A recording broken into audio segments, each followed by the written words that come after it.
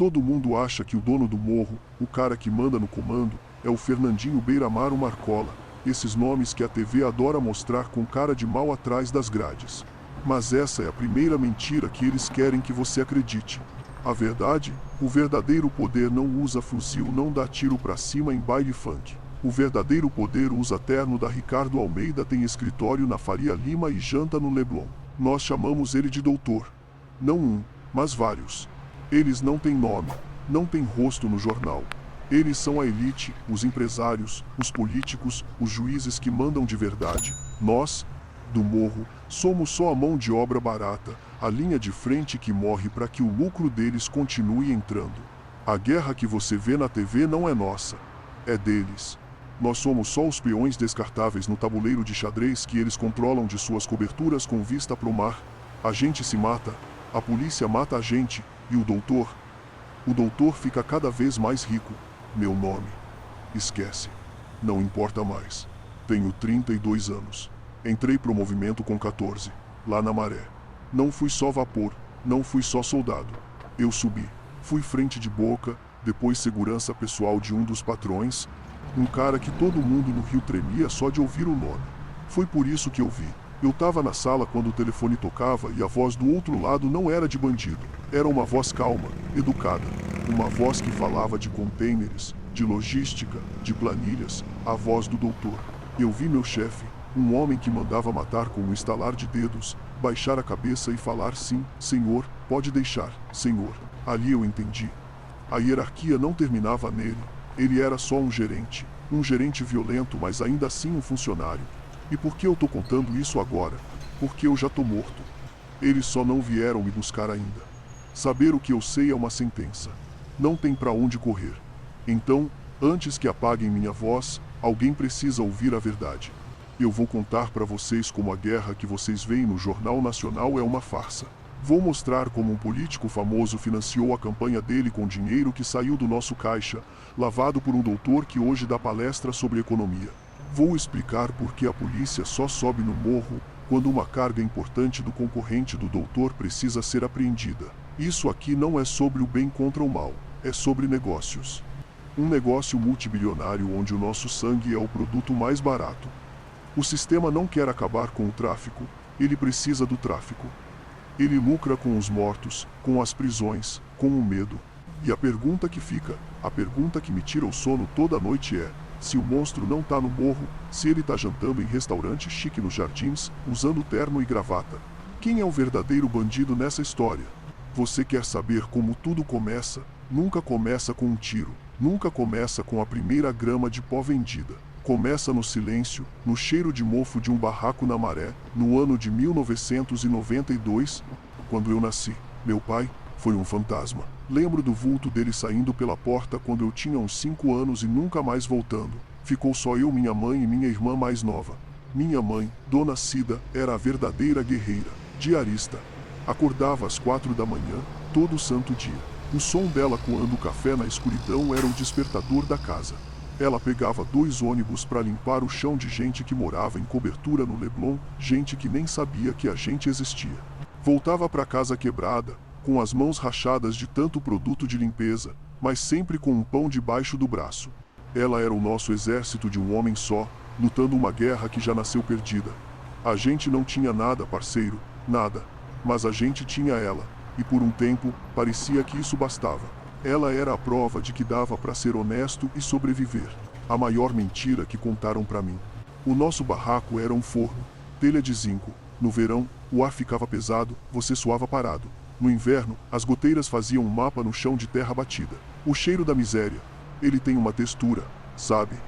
É uma mistura do esgoto da vala negra que corria a céu aberto com o cheiro de mofo impregnado na madeira úmida das paredes. A fome era uma visita constante. Tinha semana que o almoço era angu com água e sal. A janta também. Eu aprendi a enganar meu estômago, a mastigar devagar para parecer que era mais. A pior parte era a noite. Minha mãe achava que eu e minha irmã, a Letícia, estávamos dormindo. Eu ouvia ela chorando baixinho, um choro engasgado, de quem não quer fazer barulho para não acordar os filhos. Aquele som me rasgava por dentro mais do que qualquer tiro que eu já ouvi ou dei. Era o som da derrota, da humilhação de uma mulher forte que se matava de trabalhar e não conseguia nem colocar um prato de feijão na mesa. Ali, no escuro, ouvindo o choro dela, eu fiz uma promessa para mim mesmo: eu ia tirar a gente daquela merda, custe o que custar. Na escola, o bagulho ficava claro. Existiam dois Brasis, o meu e o deles. Eu ia com o quichute furado, remendado com arame. Eles iam de tênis da Nike. Na hora do recreio, eu não tinha dinheiro para merenda. Fingia que não tava com fome. A humilhação queima, parceiro, queima por dentro. Você começa a entender que o jogo já tem as cartas marcadas. O Estado? Pra gente, o Estado só aparecia de duas formas. Ou era o policial corrupto pedindo um arrego na birosca da esquina, ou era o caveirão subindo o morro, atirando a esmo, tratando todo mundo como lixo. Não tinha posto de saúde que funcionasse, não tinha saneamento, não tinha futuro. E no meio desse abandono todo, quem mandava? O movimento.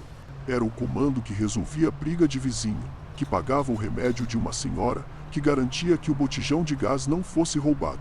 Eles eram o único governo que a gente conhecia, um governo torto, violento, mas que estava ali. O Estado prometia um futuro que nunca chegava. O comando oferecia um presente, ruim, perigoso. Mas era o que tinha para hoje. Aí o inferno resolveu que a gente ainda não estava sofrendo o suficiente. Minha irmã, Letícia, com 12 anos, começou a ficar doente, inchada, cansada. Levamos no posto. Depois de semanas, veio o diagnóstico: insuficiência renal. Precisava de hemodiálise. Para ontem, fomos pro hospital público, o SUS. A resposta foi um soco na cara. A fila de espera era de meses. Meses. Minha irmã definhava na nossa frente, e a única coisa que o Estado tinha para nos oferecer era uma porra de uma lista de espera. Minha mãe se desesperou. Foi aí que, numa noite, o gerente da boca do nosso setor bateu na nossa porta, um cara que todo mundo temia. Ele entrou, olhou para minha irmã deitada no colchão no chão, olhou para minha mãe chorando e falou, com a voz calma: Dona Cida, a gente resolve. O tratamento particular custa uns 10 mil reais para começar, né? Tá aqui. E ele botou um maço de notas de 100 na nossa mesinha de madeira. O silêncio que ficou naquela sala era o som da nossa alma sendo vendida.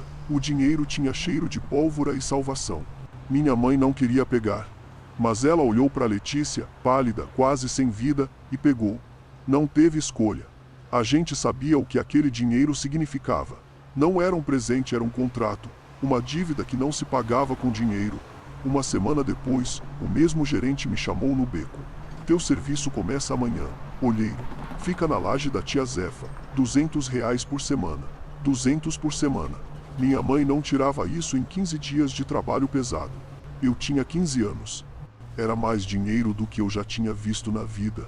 Eu aceitei. Naquele momento, eu não senti que estava entrando pro crime. Eu senti que estava salvando minha família.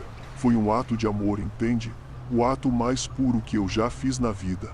Mas o sistema é tão fodido, tão cruel, que ele transforma o amor de um filho em uma sentença de morte. Não foi uma escolha, parceiro. Ninguém escolhe afundar na merda. A gente é empurrado. Aquele dinheiro salvou a vida da minha irmã, mas condenou a minha para sempre. Eu vendi minha alma para dar uma chance para ela. E desde aquele dia, eu nunca mais dormi em paz. Meu primeiro trampo foi de olheiro. O Sombra, um gerente do setor, foi quem me recrutou. Ele não precisou me convencer. Ele só apontou para minha irmã na cama e disse: 200 por semana. Começa amanhã. Eu tinha 15 anos. Minha função era ficar na laje mais alta da viela, de olho em tudo. O dia inteiro sob o sol, a noite inteira no sereno. Eu aprendi a diferenciar o som dos carros antes mesmo de ver. O motor da Blazer da PM tinha um zunido agudo. O do Caveirão era um trovão baixo, pesado, que fazia o chão tremer um pouquinho.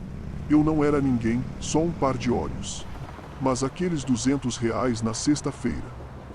Na mão da minha mãe, aquilo virava o gás, a mistura da semana, o remédio da Letícia sem atraso. O medo era constante. Cada sirene fazia meu estômago gelar. Eu via os viciados, os noiados, e pensava se aquele era meu futuro. Mas aí eu lembrava do choro da minha mãe no escuro, e o medo virava só um barulho de fundo. A necessidade grita mais alto que qualquer outra coisa, parceiro. O Sombra me ensinou a primeira regra. Aqui, você não tem amigo, você tem interesse. E o meu interesse era manter minha família viva. Com 17, eu já não era mais só um par de olhos. O Sombra morreu numa troca de tiro com os rivais e o novo gerente, o Trovão, gostou de mim.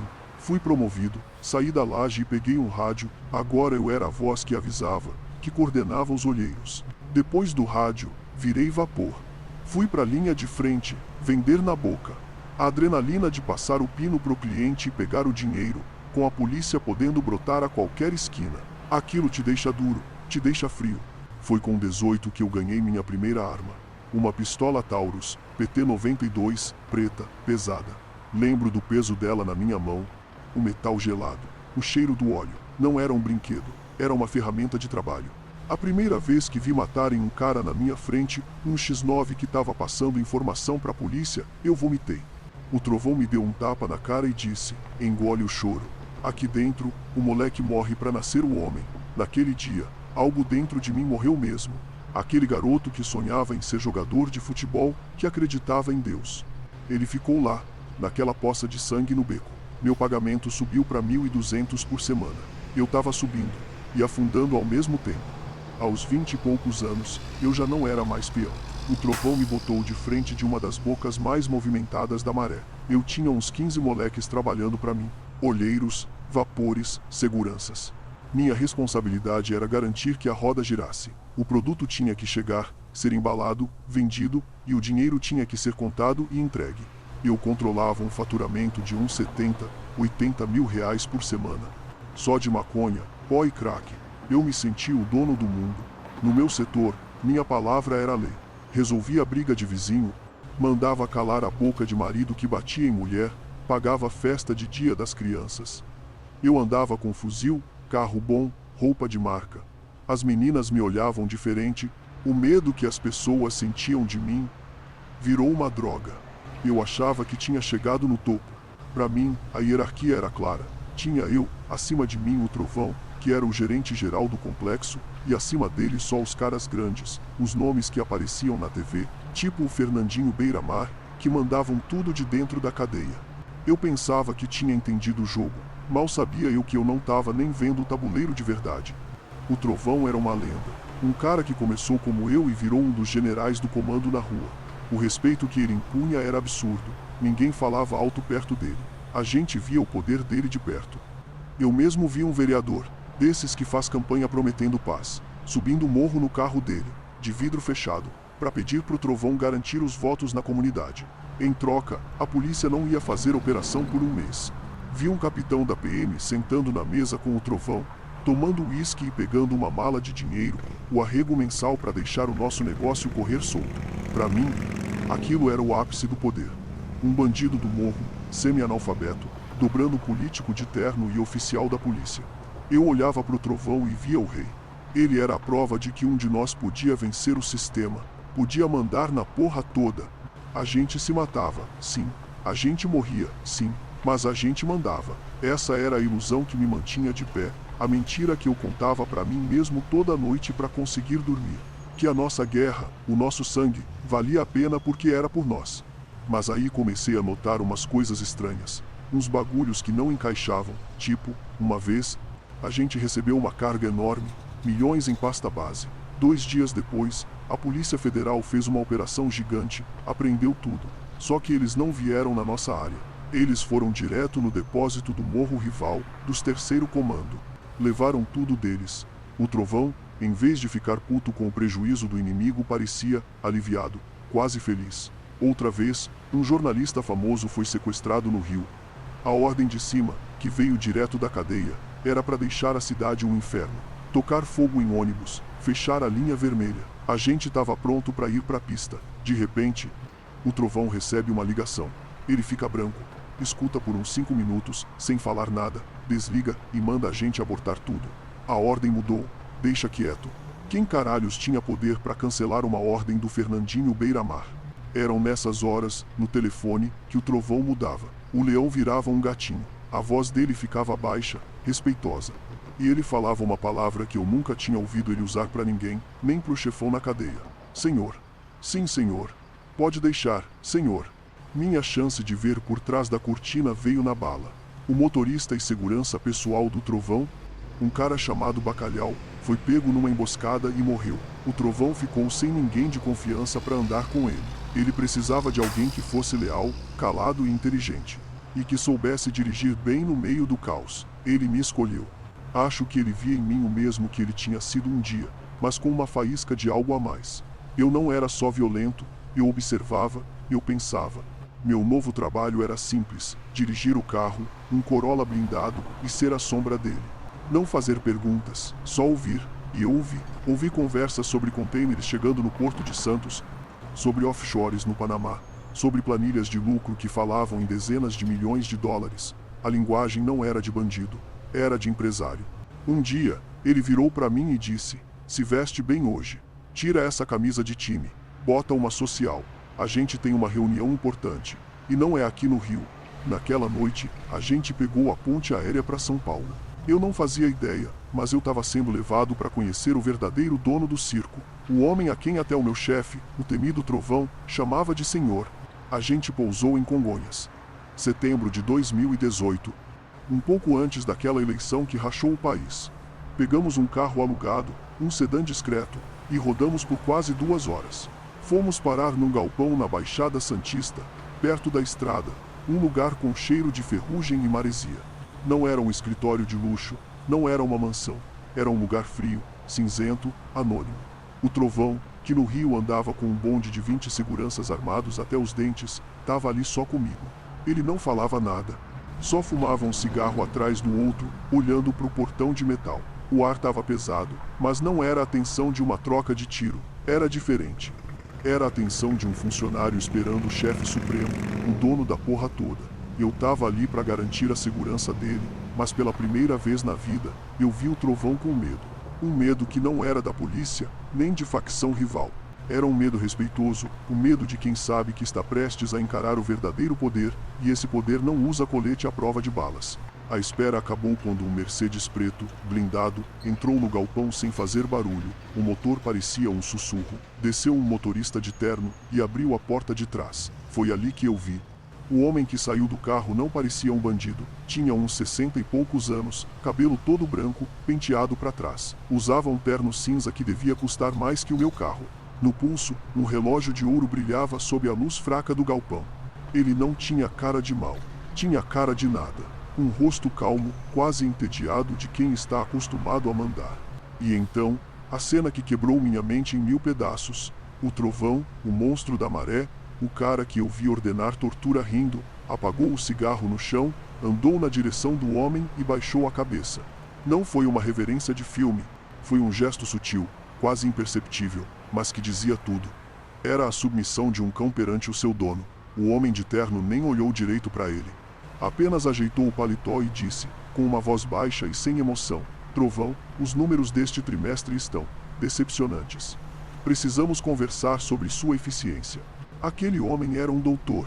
Eles não têm apelido de bandido, não têm ficha na polícia. Eles são a elite do país. São os grandes advogados criminalistas, os empresários de importação e exportação, os donos de construtoras, os figurões do mercado financeiro da Faria Lima. Eles não moram no morro, moram em coberturas nos jardins, em São Paulo, ou de frente para o mar no Leblon. O negócio deles não é vender pino de R$ 10 na esquina. O negócio deles é a logística. É trazer toneladas de cocaína da Bolívia, mandar para a Europa dentro de container de soja pelo Porto de Santos. A gente está falando de um esquema que lava, por baixo, uns 80, 100 milhões de reais por mês. O dinheiro sujo do nosso sangue vira prédio de luxo, shopping center, doação legal para campanha de político. E por que ninguém pega eles? Porque eles são o sistema. Eles têm senadores na agenda do celular, eles botam e tiram juiz de tribunal. Um telefonema de um cara desses pró-ministros certo em Brasília, e qualquer investigação contra eles morre na praia. Eles são intocáveis. Naquele galpão, eu entendi tudo. A hierarquia que eu conhecia era uma farsa. O Marcola, o Beira-Mar, o Trovão, eles eram só gerentes. Gerentes de alto escalão, violentos, que cuidavam da parte suja, da mão de obra. Eram os garotos propaganda do crime. As caras que a mídia mostra para vender jornal e para a classe média dormir tranquila, achando que o monstro tá preso. Mas eles são descartáveis. Se um cai, o doutor bota outro no lugar no dia seguinte. A tal guerra às drogas que a gente vê na TV é o maior teatro do mundo. É uma peça onde a polícia, a mídia, os políticos e nós, os traficantes do morro, somos todos atores. As operações policiais só acontecem quando um doutor quer foder o negócio de um doutor concorrente. Uma apreensão recorde de drogas é só uma maneira violenta de roubar o estoque do adversário com a ajuda do Estado. A guerra de verdade, a que decide quem vive e quem morre, quem fica rico e quem vai pra vala, não acontece com tiro de fuzil. Acontece em salas com ar-condicionado, com advogados e planilhas. Saber disso foi minha sentença de morte, porque o sistema todo depende dessa mentira. Depende que o povo acredite que o mal mora na favela, que o inimigo tem a pele escura e usa chinelo. No momento em que alguém como eu, que veio da base, vê a cara do verdadeiro dono, a engrenagem toda corre o risco de quebrar. Eu deixei de ser um soldado útil e me tornei uma testemunha perigosa. Um arquivo vivo que podia conectar o beco da Maré com a cobertura do Leblon. Minha visão de mundo desmoronou. A lealdade à facção, o ódio à polícia, a guerra contra os rivais. Tudo virou pó. Éramos só gado, nos matando num curral enquanto o dono assistia de longe, lucrando com a nossa carne. Naquele dia, eu aprendi a lição mais importante e mais perigosa da minha vida. O verdadeiro poder não grita, ele sussurra. E eu tinha ouvido o sussurro. A partir daquele momento, eu não era mais um bandido. Eu era um homem marcado, uma ponta solta que, mais cedo ou mais tarde, eles viriam amarrar. E o nó que eles usam é uma corda no pescoço. Aquela conversa no galpão não foi um aviso. Foi uma assinatura na minha certidão de óbito.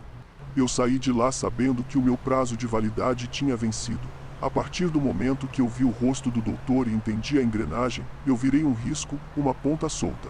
Fiquei umas 2 semanas virando noite, um suor frio escorrendo pela nuca, um fuzil do meu lado na cama. Qualquer barulho de moto no beco eu já pulava pronto para morrer atirando. A paranoia estava me comendo vivo. Eu sabia que eles não iam me dar um tiro na cara. Seria mais sutil. Um acidente, uma bala perdida numa operação da polícia que eles mesmos mandariam fazer. A minha única chance era sumir, desaparecer do mapa. Usei a última gota de confiança que eu tinha. Paguei um cara da minha antiga equipe, um moleque novo que me devia a vida, para me ajudar. A gente forjou uma situação. Uma troca de tiro falsa com uns rivais na divisa do morro. Pegamos um corpo no IML, um indigente qualquer que ninguém ia procurar.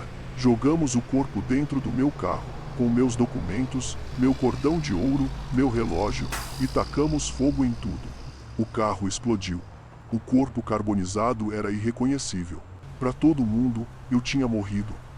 Deixei para trás todo o dinheiro, todo o status, toda a vida que eu conhecia. Peguei uma mochila com o básico e entrei num ônibus de linha. Destino, Curitiba. Um lugar frio, longe, onde o sotaque deles já me faria um estranho, perfeito para um fantasma. Lá, eu virei Ricardo Silva, o nome mais comum que consegui pensar, um ninguém. O primeiro mês foi um inferno. O silêncio era ensurdecedor. Eu estava acostumado com o barulho do funk, dos tiros, dos gritos. O frio da cidade parecia entrar nos meus ossos. Arranjei um trampo numa borracharia de bairro, consertando pneu de carro e caminhão. O salário era uma miséria. Mal dava para pagar o aluguel de um quartinho nos fundos de uma casa na periferia da cidade. Mas pela primeira vez na vida, eu senti o que era o cansaço do trabalho honesto. Chegar em casa com as mãos sujas de graxa, o corpo doendo, e saber que aquele dinheiro, aqueles poucos reais, eram limpos, eram meus. Ninguém tinha morrido por eles. Ninguém ia morrer por eles. Aos poucos, a paranoia foi diminuindo. Eu andava na rua e ninguém me olhava, eu era invisível, mas era uma invisibilidade diferente da do morro. Lá, ser invisível era ser fraco, era ser uma vítima. Aqui, ser invisível era paz, era liberdade. Eu podia sentar num banco de praça, tomar um café na padaria, sem ter que olhar por cima do ombro a cada segundo. Foram 2 anos assim, 2 anos de silêncio. 2 anos onde, pela primeira vez desde os 15, eu consegui dormir uma noite inteira.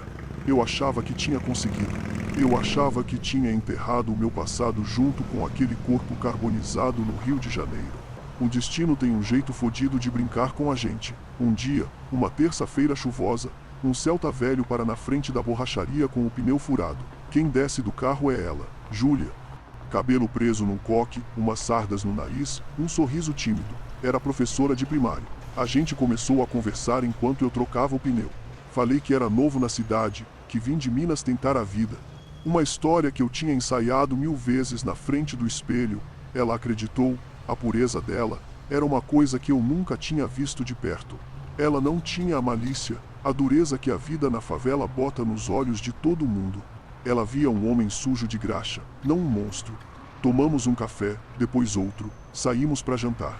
Para ela, eu era o Ricardo, um cara simples, trabalhador, quieto. E eu me agarrei nesse personagem com unhas e dentes, porque eu queria desesperadamente que ele fosse real. Me apaixonar por ela foi a coisa mais aterrorizante e mais maravilhosa que já me aconteceu. Era como aprender a respirar de novo. Cada sorriso dela era um pedaço da minha alma sendo lavado. Ela era a minha chance de redenção, a prova de que talvez, só talvez, eu pudesse ter uma vida normal. Uma vida que não cheirasse a pólvora e sangue. A gente casou um ano depois. No civil, sem festa, sem ninguém. Só nós dois e duas testemunhas da borracharia. Fomos morar numa casinha simples, alugada, com um quintal pequeno onde ela plantou umas flores. Eu nunca tinha tido um lar de verdade, um lugar onde a porta se fecha e o mundo de merda fica do lado de fora. 6 meses depois do casamento, ela me acordou no meio da noite, chorando e rindo ao mesmo tempo. Me mostrou o teste de farmácia. Positivo. Eu fiquei paralisado. Eu ia ser pai. Eu, um assassino, um traficante, ia ter um filho. Um ser puro, inocente, que ia nascer do meu amor por aquela mulher. Foi naquela noite que a última camada de medo que ainda existia em mim se desfez. A gente descobriu que era um menino. Escolhemos o nome, Lucas. Toda noite, eu chegava do trabalho, deitava a cabeça na barriga dela e ficava sentindo ele chutar. Eu conversava com ele, contava do meu dia na borracharia, prometia que ele ia ter tudo que eu nunca tive, e eu chorava. Um choro silencioso, de alívio. Eu tinha conseguido. Eu tinha construído um muro alto o suficiente entre o meu presente e o meu passado. Eu tinha uma esposa que me amava, um filho a caminho, um trabalho honesto. Eu era o Ricardo. O fantasma do Rio tinha morrido de verdade. Eu era livre. Finalmente, depois de uma vida inteira de guerra, eu tinha encontrado a paz. Eu era um homem livre. Outubro de 2024.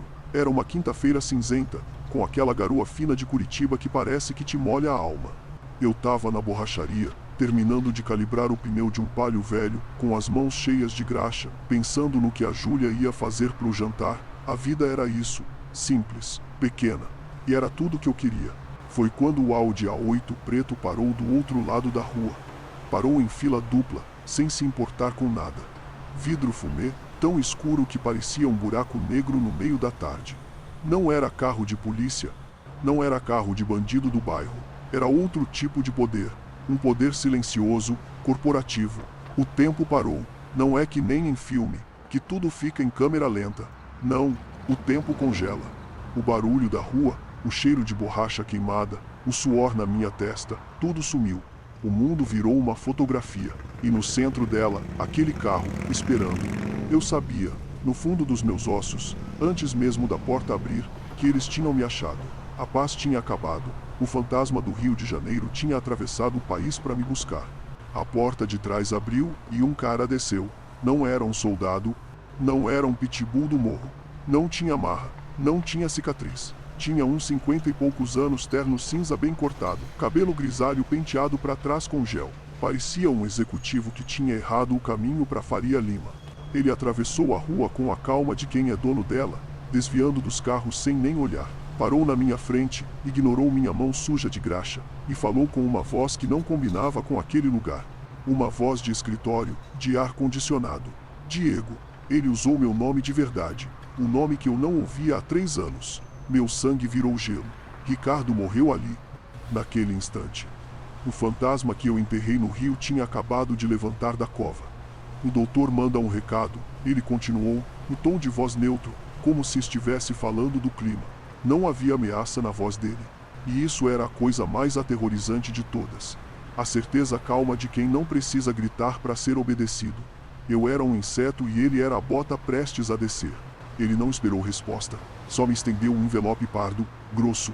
Minha mão tremeu quando eu peguei. Dentro, 4 fotografias. A primeira era minha, tirada há 2 dias, eu tomando café na padaria da esquina. A imagem era nítida, profissional. Eles estavam aqui. Eles sempre estiveram.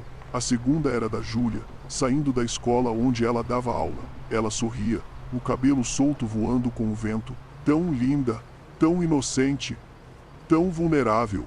A terceira foto me quebrou as pernas. Era minha mãe, Dona Cida, sentada num banquinho de plástico na porta do nosso antigo barraco na Maré. Velhinha, cansada, um alvo fácil. Mas foi a última foto que arrancou meu ar, que me fez querer vomitar ali mesmo. A imagem preta e branca de um ultrassom. O meu filho, o Lucas. A manchinha de vida que era meu futuro, minha redenção. Ali, na mão suja do meu passado. Eles não tinham só me encontrado, eles tinham mapeado minha alma. Tinham fotografado cada pedaço de amor que existia em mim, só para me mostrar que podiam destruir tudo. O homem de terno guardou o celular.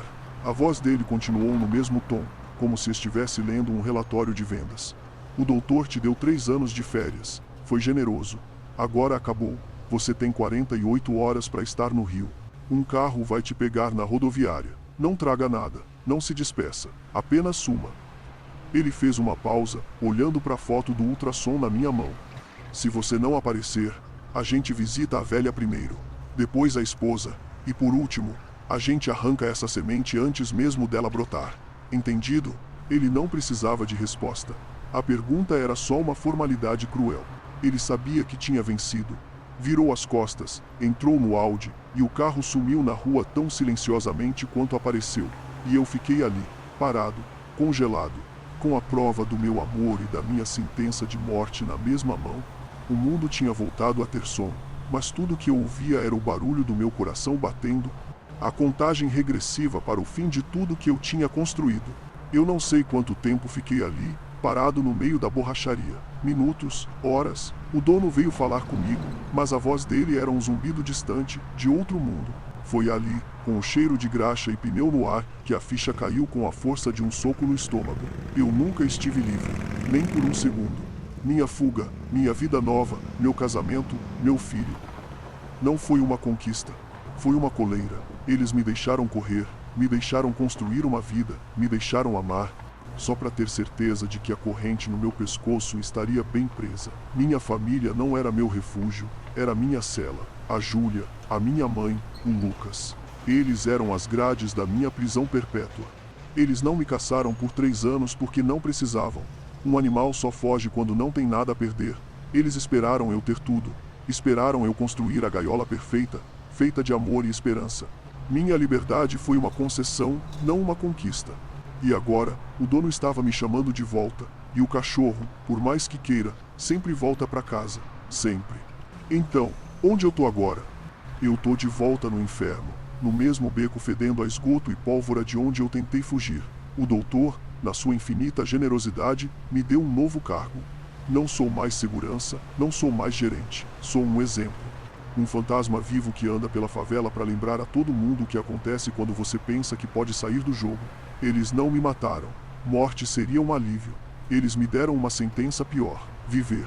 Viver sabendo que a qualquer momento, um telefonema pode apagar minha mãe, minha esposa e meu filho, que nasceu há 6 meses e eu nunca vou poder segurar no colo. A Júlia acha que eu abandonei ela. Foi a condição deles. Eu tive que sumir, virar o monstro que ela nunca imaginou que eu fosse. Ela me odeia, e esse ódio é a única coisa que talvez a mantenha viva. Eu tenho 32 anos. Não vou chegar aos 35. Eu sei disso. Meu corpo tá aqui, mas minha alma já foi executada. Essa coleira, a vida da minha família, é mais curta e mais apertada que qualquer corrente de prisão.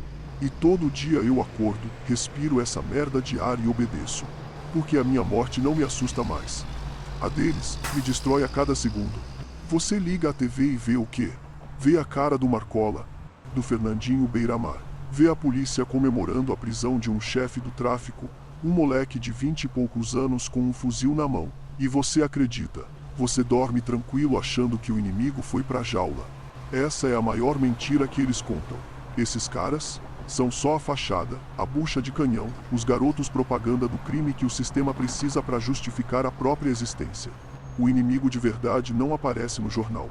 O inimigo de verdade tem 60 anos, cabelo grisalho, joga golfe no fim de semana e tem o celular do presidente do STF na agenda. Ele mora numa cobertura nos Jardins, em São Paulo, ou de frente para a praia no Leblon, lugares onde a polícia só entra se for para trabalhar de segurança particular.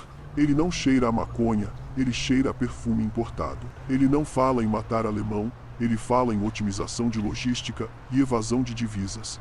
O moleque do morro é o peão descartável. O verdadeiro rei, o doutor, tá sentado do outro lado do tabuleiro, num lugar tão alto que a gente nem consegue ver. Essa guerra às drogas é a maior farsa já inventada. Nunca foi uma guerra contra as drogas. Sempre foi uma guerra contra os pobres. É uma desculpa para militarizar a favela, para justificar o genocídio de uma juventude que o Estado já abandonou desde o nascimento. Enquanto o caveirão sobe o morro e mata um vapor de 19 anos por causa de R$ 50 em pino de cocaína, o doutor tá jantando num restaurante chique com o senador, fechando um acordo para facilitar a passagem de 3 toneladas de pasta base no Porto de Santos. O sistema não quer acabar com o tráfico, parceiro. Ele precisa do tráfico. Ele lucra com as armas, com os contratos de segurança, com as prisões superlotadas, com o medo que vem de jornal e elege político fascista. O poder de verdade não se mede em calibre de fuzil, se mede em planilhas de Excel. A violência que você vê é só o marketing, a parte barulhenta do negócio. A verdadeira operação, a que movimenta bilhões e corrompe a república inteira, acontece no silêncio dos escritórios com ar-condicionado, com canetas Montblanc assinando contratos, não com o dedo no gatilho.